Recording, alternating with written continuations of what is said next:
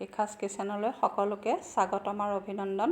আজি মই বনাবলৈ লৈছোঁ চিৰাৰ কাটলেট। চিৰাখিনি মই ভাল ধৰণে ধুই এটা খৰাহিত মেলি দিছোঁ। এতিয়া মই এখন কেৰাহীত দিছোঁ জিৰা, সৰিয়হ,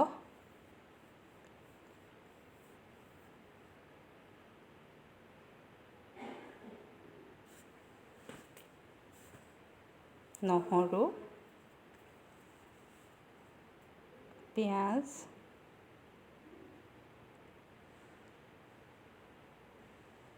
জলকীয়া আৰু কেপচিকাম।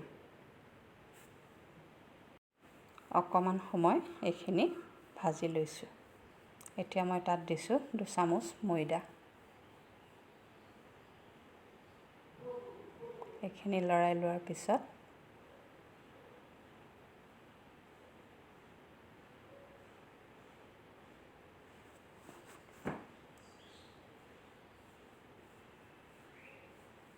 ইয়াত দিছোঁ হালধি।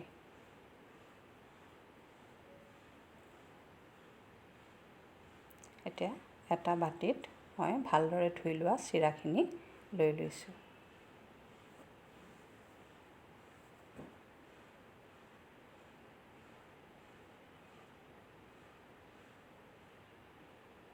এতিয়া মই তাত দিছোঁ বইল আলু,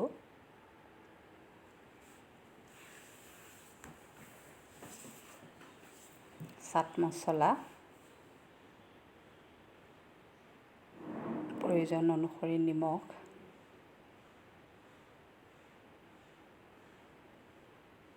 আৰু ভাজি লোৱা মছলাখিনি তাত দি দিছোঁ।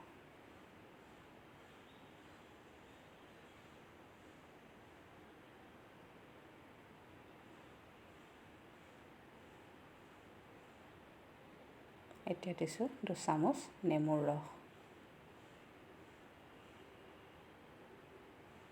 আৰু 1 চামুচ চেনি, আৰু দিছোঁ মিহিকৈ কুটি লোৱা কাজু।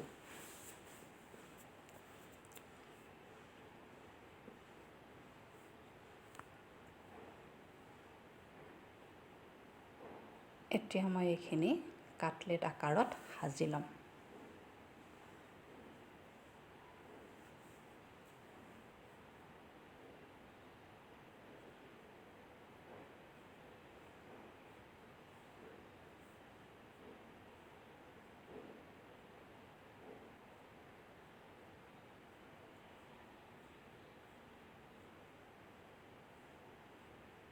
এতিয়া মই এখন কেৰাহীত কম পৰিমাণে তেল দিছোঁ আৰু তাত কাটলেটখিনি চেল' ফ্ৰাই কৰিম।